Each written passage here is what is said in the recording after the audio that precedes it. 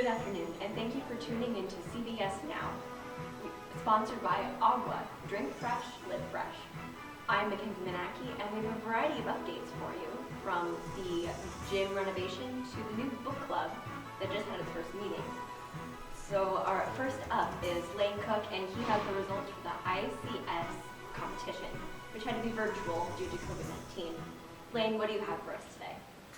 Thank you, Mackenzie. Community Baptist students participated in a variety of categories in the competition. They all did very well, but no one placed in music this year. Hopefully that will turn around in the future.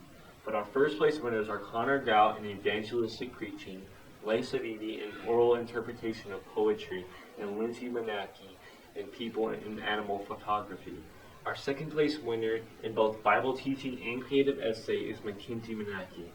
Our Readers Theater group was able to nail first place this year through the performance of Little Women. Congratulations to all of our high school students for their hard work and dedication during this year's competition. Hopefully things will be back to normal next school year so we all can be together in person and compete in person. Back to you, Mackenzie. Thank you, Lane. The Swedes auction was a huge success, and the seniors were able to raise $3,500 for their senior trip, which covered most of it, along with other donations that were made. I have with me John Samarich to help highlight some aspects of that trip for us. Thank you for coming in, John. I'm happy to be here, Mackenzie. Well, what was your favorite part of senior trip? I think my favorite part of senior trip was the services. They seemed very convicting, and for example, when we went to one service, it was about like what we felt our purpose was for life, and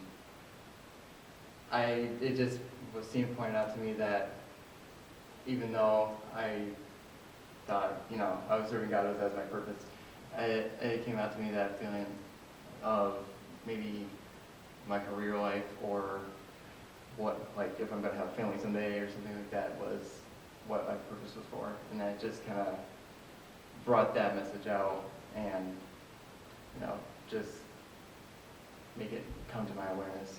Mm-hmm. On the trip, you also did a 17-mile bike ride down a mountain, which was originally a train route, and the Ark. What did you think about those? For the bike ride, I thought it was very fun, especially since we didn't have to go 17 miles uphill just to go 17 miles downhill. Right. I thought that was really fun.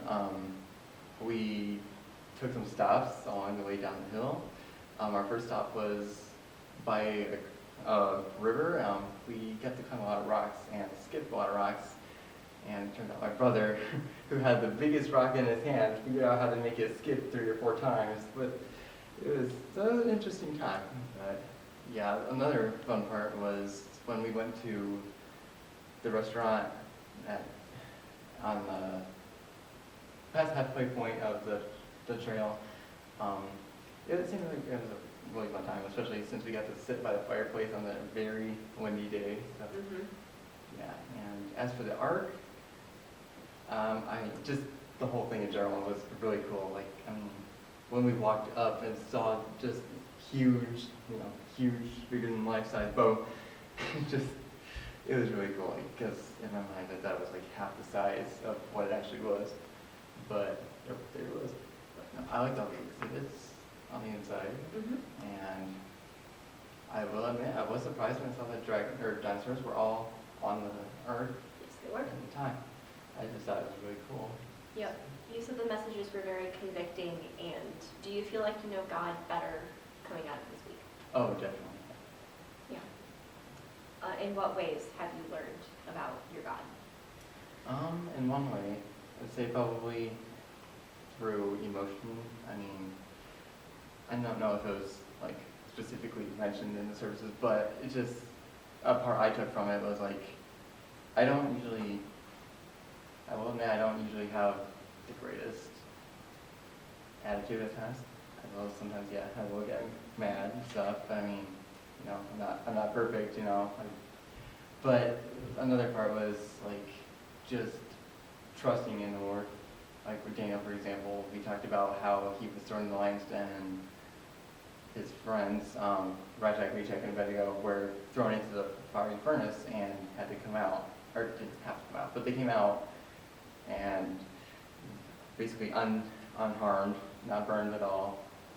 It's just, the message was, if we were to die a really bad death, would we still have that same strong faith in the Lord as Daniel and his friends had when they could die?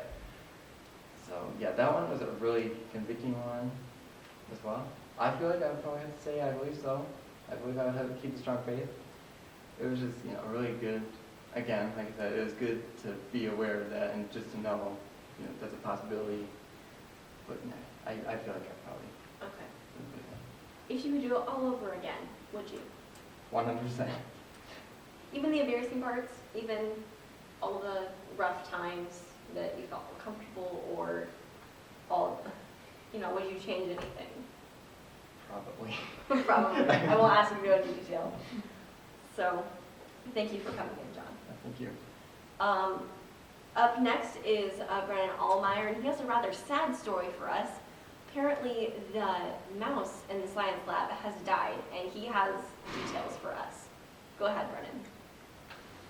Thank you, Mackenzie. And yes, sadly, one of the 2 mice in the science lab died over Christmas break of dehydration because the water bottle fell off the wall of the cave. And here we have Mr. Beck with some more details. What was your reaction to discovering the mouse dead? Well, everyone grieves in different ways. When I discovered the mouse was dead, I grieved in my own way, which was continuing about my business and not really crying or anything about him. It's just the way that I grieved my mouse. So were you shocked to find him dead? I was shocked. Before going on Christmas break, I even went to PetSmart to specifically buy a new water dish for this mouse. And when I got back, the water dish had fallen, and so I did everything I could to try to keep him alive, but even that wasn't enough. All right, back to you, Mackenzie. Thank you, Brennan. Hopefully we'll be able to avoid such cases going forward. Now a word from our sponsor. Today I'm going to be discussing our water. Okay, so we have the mountain. Okay, we take the ice off the mountain, put it in the thing, it goes to steam. Why is this not stupid? Okay, so we put it in the water, okay, and then the water goes to the store, and then little Timmy goes to the store, buys our water, and he is now happy.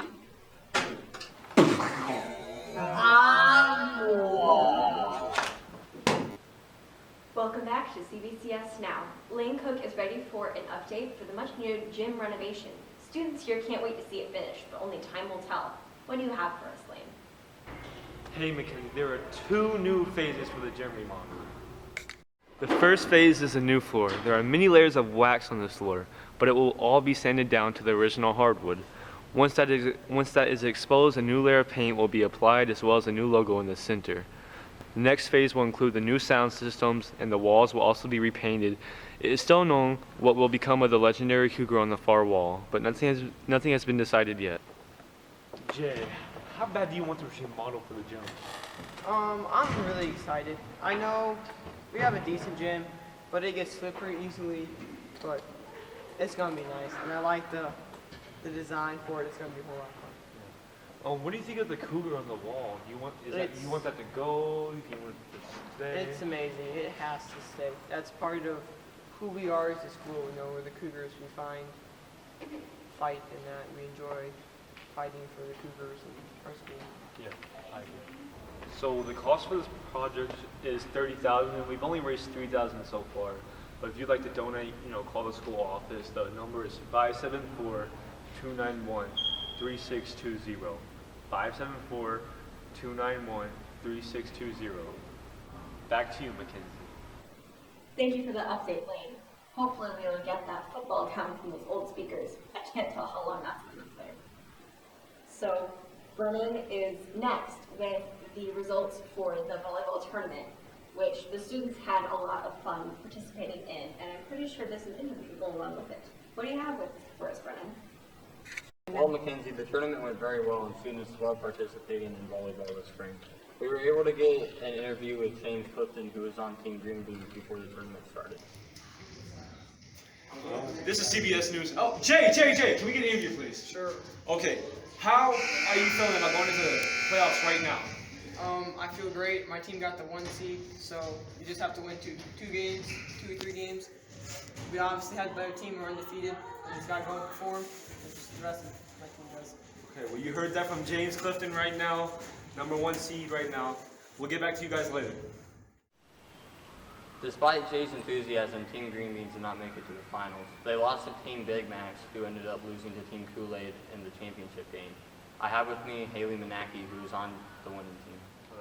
Haley, what was the best part of winning the tournament? Probably the pizza party that Mrs. Carter gave us the day after the tournament. Did you enjoy having volleyball this spring, and should the school continue doing it? I did enjoy it, and I think they should because it gives other people a chance to play volleyball, and like the guys, I know they really wanted to be able to play, so I think it was fun. There you have it. Intramural volleyball is the new loved spring sport, and students can't wait to have it next year. Back to you, Mackenzie. Thank you, Brennan. I'm sure students are happy that the end of the year is approaching, and it can be stressful with exams and other things finishing up. But students have found a new way to unwind this year using our new book club, which their first meeting was just this past week, and they discussed And Then There Were None by the Queen of Mystery herself, Agatha Christie. They also chose a new book, The Westing Game by Alan Raskin. So if you would like to participate in that, then it is still going on through the summer, so I'm sure they would welcome you. Again, this has been CBCS Now, and we are glad that you have joined us this afternoon. I'm Mackenzie Manaki, and goodbye.